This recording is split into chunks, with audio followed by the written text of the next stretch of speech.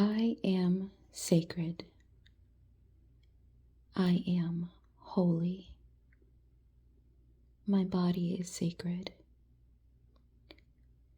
My body is holy and holds so much love and wisdom. It was all an illusion. I was always safe. I was always worthy of love. I have always been worthy. I've always been worthy of having lots of money, of being seen and heard and held, accepted with gratitude by many. I forgive my father. I realize now that what he really felt, has been feeling for so long, is shame. And I exposed that shame and vulnerability in him. He'd run from it all his life, and I was the child that he felt most ashamed by. Perhaps he saw the greatness within me and couldn't see it within himself. So he chose to break me down. Maybe he felt like he should have been more, wanted to be more, but didn't know how. Was afraid to embrace that part of him because of the shame he felt as a child. Unwanted, maybe? Violated by a woman as a child when he should have been protected. He must have been so scared, so scared. And a father who wasn't around to teach him how to be a man when all he wanted as a child was just that, safety, and a father to love him, help him grow and teach him. Imagine always questioning if what you're doing is right or okay, never really feeling sure, always afraid. I know that feeling well. As I too lived it until realizing, accepting, and loving my body, realizing that none of it was true. The lies that Dad fed me with, hurting me to make me feel unworthy, trying to break my spirit to make me feel incapable. It was all just an illusion. It was never real. They were never true. I am capable. I am worthy. I am beautiful. I am desirable, and I always have been. I am safe, and it is safe to be me, to express my truth authentically and freely. I will continue to be safe as I entrust myself into the right hands. I'll be okay, more than. I will finally be able to thrive as the woman that I am meant to be. I am worthy. It's just hurt people to make them feel unworthy and unsafe because that's how they feel. The inner child within Dad has always been crying, has been crying for a long time.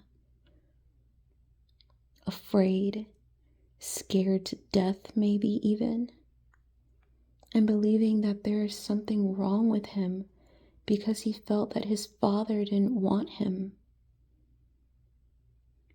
I'm going to pray for him. I'm going to pray for healing for that child. I am safe. I am held with so much love. I am free. I am celebrated every day. I am cherished. I am beautiful. And all of those who tried to make me feel that I wasn't beautiful were just traumatized themselves, jealous or projecting. You see, there is nothing wrong with me. I own my beauty and excellency.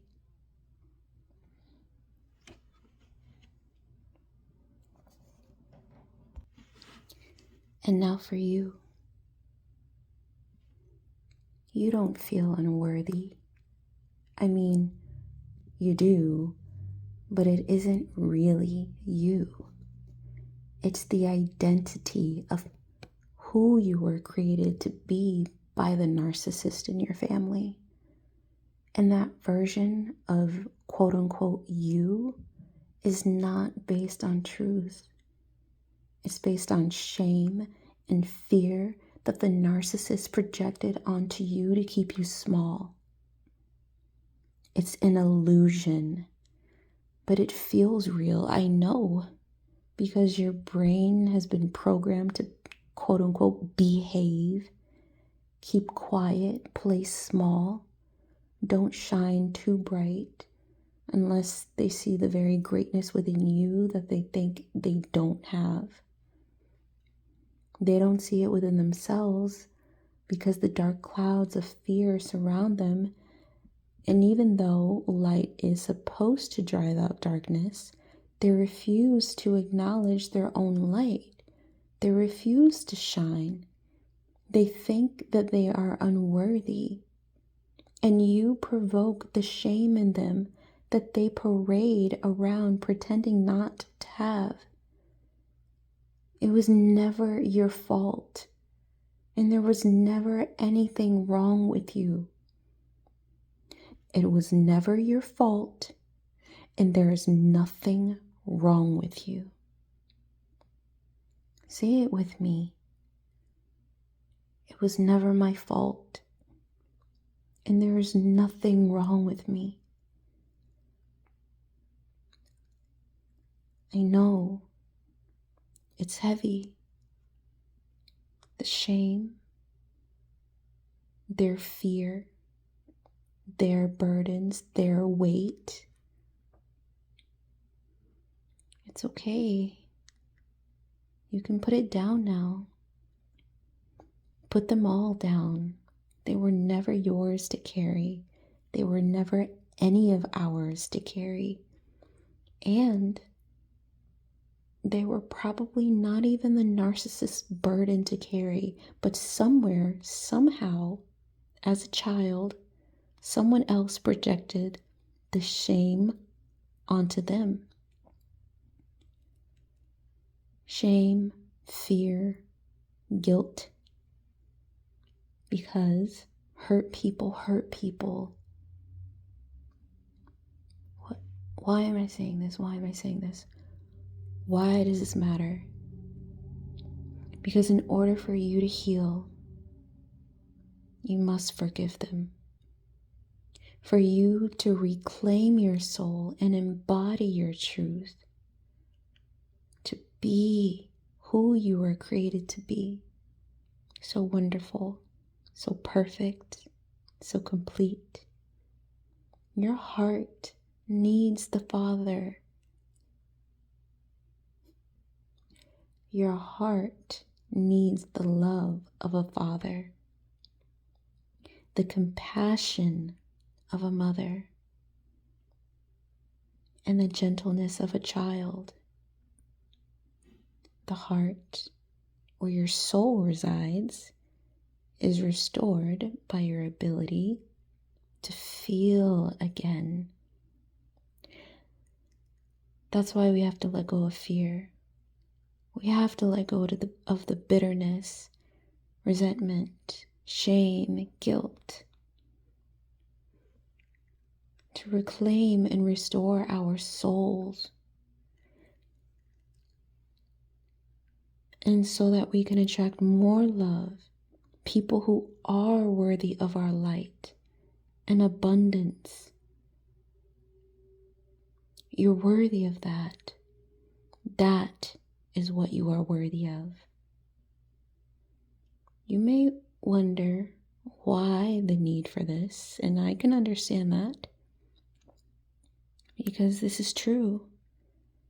This is deep soul work, excavating the body, mind, and soul. It's an intimidating process that feels like a burden. That's why the temptation to stay in that identity, to play small, to give up, is so alluring, because learning to feel worthy again, it's a process.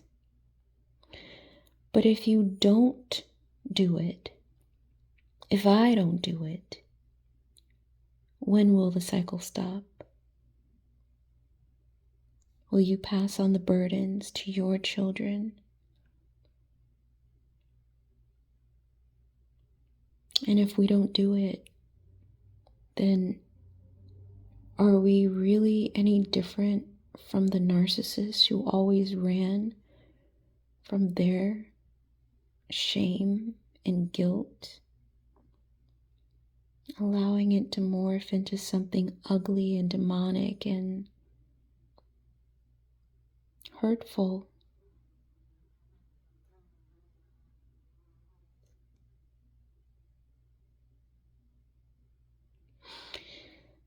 This has all come to me as I'm being beckoned to step out of the shadows and into the light.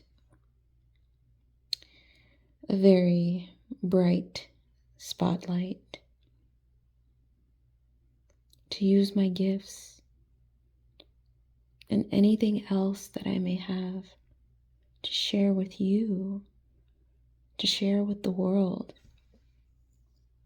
Because whether we like it or not, the world is changing. And the logical, linear way of creating abundance is dying. We must learn now to create from our hearts, to survive in this new era, to give from our hearts, to express from our hearts, to receive with our heart.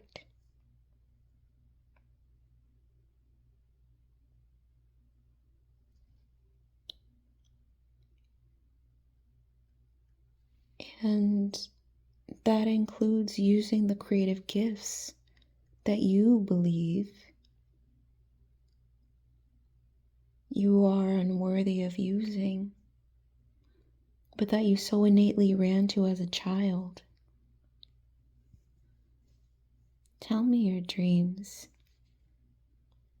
Or better yet, remind yourself of what dreams you had as a child when you were young and brilliant and shining with magic and creativity. Knowing exactly what you were here to do and believing that you could do it. You still can, you know. But there's no need to share those dreams with everyone, because honestly, evil eye spirit is real. Just recall for your own sake and begin to say, why not? Why not me? Why not you? Why can't you? Why can't I?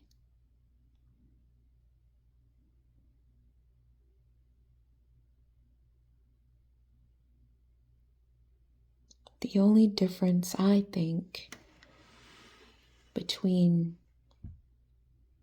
you and I and those of us who are already doing whatever it is that you dreamt about or you used to believe that you could do, is that they were crazy enough to be delusional, to believe that they could do it. That's it. That's it. There is nothing that they have that we don't already have. There's nothing.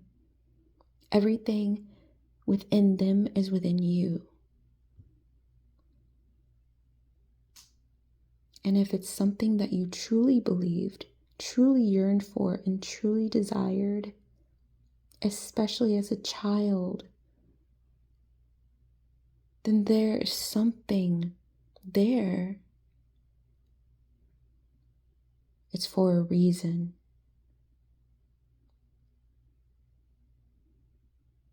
Maybe you might feel like you had a gift for that thing. Maybe you used to believe that you could sing. Maybe you used to believe that you could draw. Maybe you used to believe that you were a writer, but it's been a long time now. And you may feel like you've lost your touch, but it's still there. That talent is still there, whatever it is. And you know what it is. It's still there, waiting for you to take hold of it again.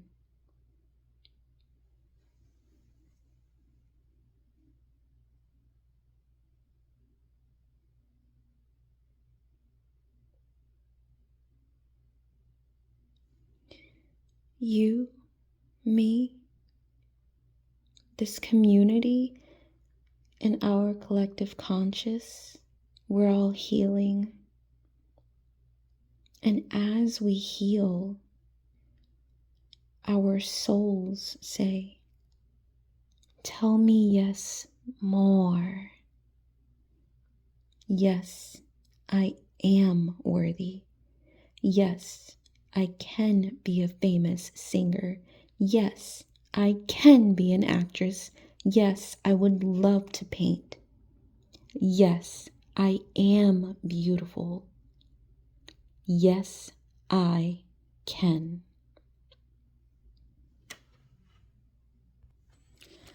I'm going to read to you an excerpt from a chapter in a book called Unworthy: How to Stop Hating Yourself by Anna Lee Rufus.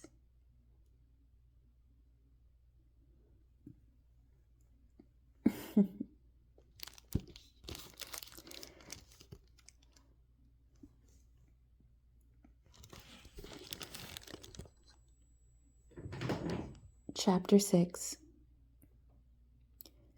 Healing takes time. Rivers know this. There is no hurry. We shall get there someday. Quote by A.A. Milne. Have patience with everything that remains unsolved in your heart. Quote by Rainer Maria Rilke. Here we are, almost all the way out of self-loathing, almost all the way to medium. To get this far, you went back into your own past to meet yourself again as you were then, reaching back to seize your younger hand. You resisted your urge to turn and run. You made yourself watch yourself almost die 10,000 times. You sat back there as your own witness, seeing what was, grasping the truth with which you set yourself free, which is, if you think about it, quite an achievement. Okay then, now what?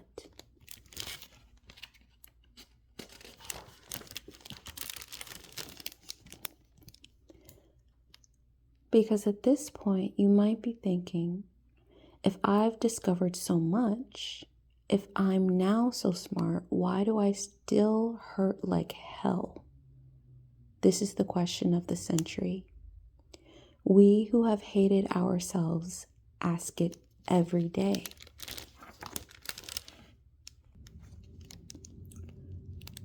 Work hard at anything, completing tax forms, mining copper, cleaning a house, and you might justifiably believe that you deserve a prize, a celebration, a reward. Work hard at understanding why we hate ourselves and what happens. Well, in a best case scenario, we stop hating ourselves. Done. You can close this book and have some fun. But better than anyone else, we know. Best case scenario? Don't make me laugh. Because things rarely go as planned. This is the point at which we have to choose. Hating ourselves was not at first a choice. It was forced on us. But beyond the land of now you know, self-loathing is a choice. Now that we all know, we heal if we choose to heal. Healing takes time. The act of escaping from self-loathing is not a sudden stroke of good fortune, like winning the lottery or having a life-saving operation. One is not transformed, fixed, all set forever overnight. Escaping from self-loathing is a slow and steady journey on a bumpy, vaguely uphill grade. You go a ways, you stop. You go a ways, remaining ever sensitive, although less than before, to certain triggers, gestures, places, words, but treating yourself like a buddy who has certain sensitivities. You go a ways, you learn. You go a ways, you stop, fall and freak out. You get up, go a ways, you go. It takes time because, Enchanted, we had a problem but did not know what it was. Had you asked me 10 years ago, what is your problem? I would have said, my problem is that I'm ugly and I'm incompetent and gross. Leaving the prison of self-loathing feels at first like losing our minds because we see in such sharp relief what we put up with for so long. Awareness cannot cure us instantly because habits are hard to break. We hated ourselves for so long. Were we not extremely careful henceforth, we run the risk of hating ourselves reflexively. We do not want or plan to hate ourselves. Who would? We say, tisk tisk. Not gonna hate myself this time, but then, and then, at least at first, we have to watch our every move. It takes time because we've been harming ourselves for so fervently. We've been harming ourselves so fervently and in so many places for so long. Some of us have spent our whole lives committing suicide, and some of us survived. But oh, the weight. Spellcasters put us here, consigned us to this darkness, whether they meant it or not. And we stayed here mainly by our own unwitting will. We slumped in resignation as if drugged or shook with misdirected rage. But mainly we mistook waiting for life. Could we still call it patience when we did not know that we were even waiting, much less what we were waiting for? When in fact we were really biding time, scolding ourselves? Such darkness is narcotic, numbing us to our wounds and the ticking of the clock.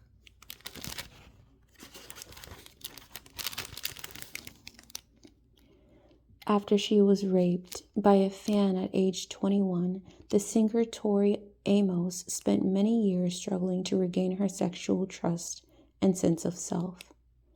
To heal the wound, you have to go into the dark night of the soul. It's taken me a long time to be a woman, Amos said 15 years after the rape.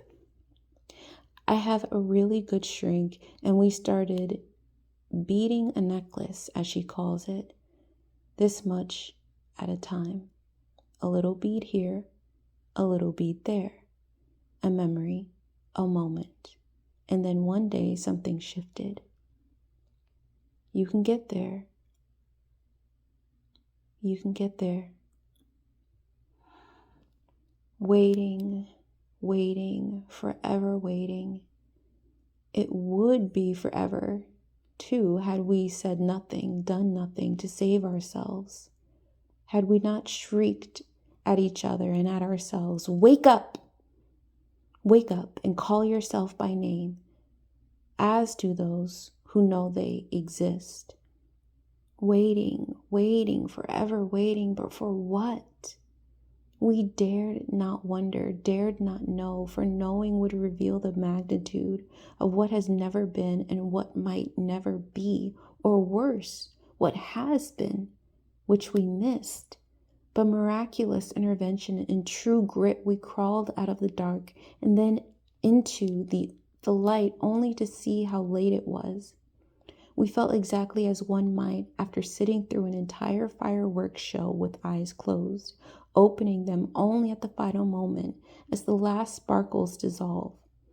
We thought, too late. We thought, I should have kept my eyes shut because it hurts to know what I missed. Would it be better never to have known? One never wishes one could wear cashmere if one has never heard of it. One never regrets never having swum the turquoise waters of Oahu if one has never heard of Oahu. Are those who never heard of Oahu better off or worse than those who know the name Oahu yet have never been? Which ones are cursed, which blessed? Because now that we are out of the darkness, we must face the fact that we might know too much. And can you handle that? This knowledge blinding as the sun? You can. It's not too late.